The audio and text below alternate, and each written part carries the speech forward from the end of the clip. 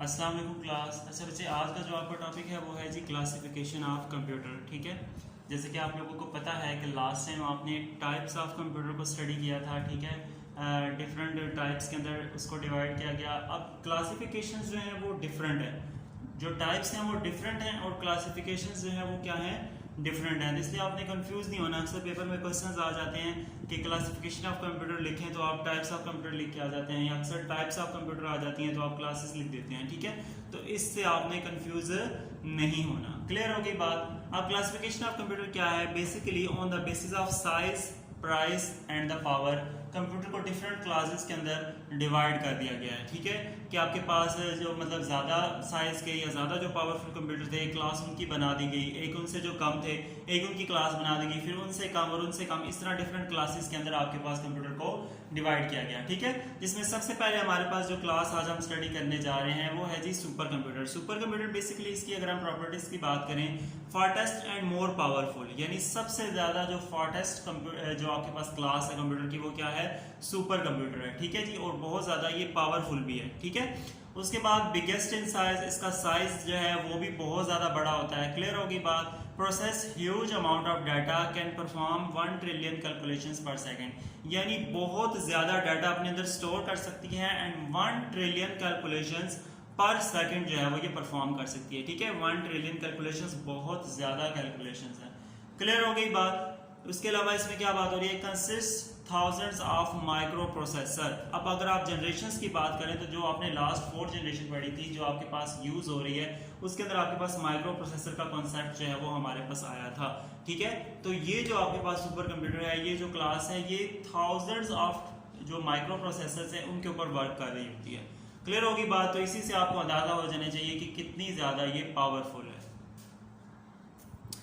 अच्छा जी, consumes so much energy. अब जैसा कि आप लोगों को पता है कि अगर पावर ज़्यादा है, साइज अगर हमारे पास बहुत बड़ा है तो ज़ाहिर है उसके लिए हमें एनर्जी भी इसी तरह ज़्यादा रिक्वायर्ड होगी। ठीक है, as compare to the other computers.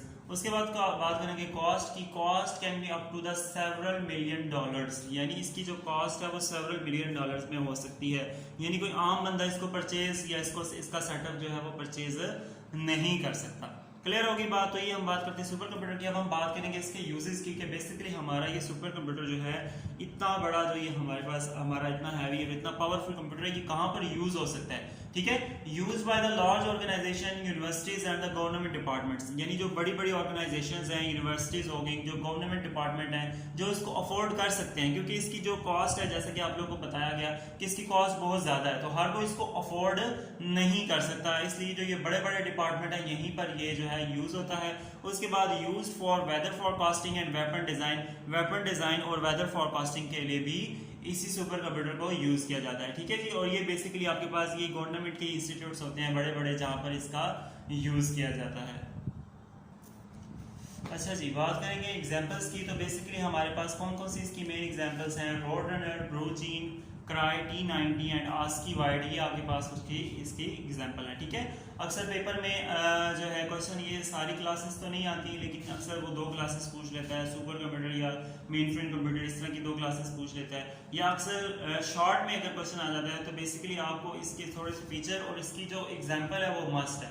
ठीक है, अगर 2 नंबर का भी क्वेश्चन आता है तो अगर आप इसकी एक एग्जाम्पल नहीं देंगे, 1-2 एग्जाम्पल्स नहीं देंगे तो आपको 2 मार्क्स नहीं मिलेंगे। क्लियर होगी बात। ये था super computer.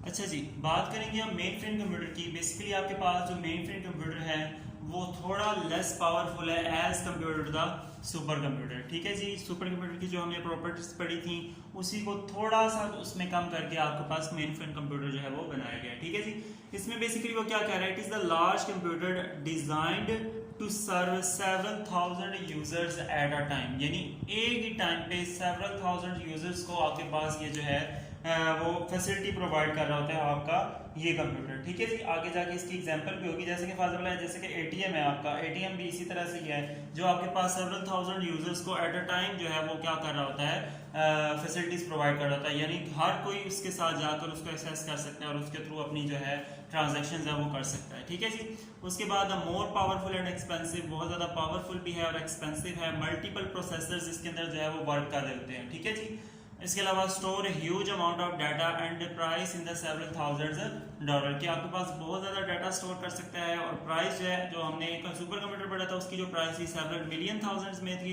Sorry several million dollars में थी, और इसकी जो आपके पास प्राइस है वो क्या है several $1000 and it can be up, यहाँ पे आपकी बुक में लिखा है can be up to $7 million, यानी $7 मिलियन में भी हो सकती है। ठीक है जी, नेक्स्ट पेज पे आते पेज नंबर 14, इसको मैं लिखूंगा नहीं, ठीक है, इसको मैं रीड आउट कर देता हूँ और आपको समझा देता हूँ।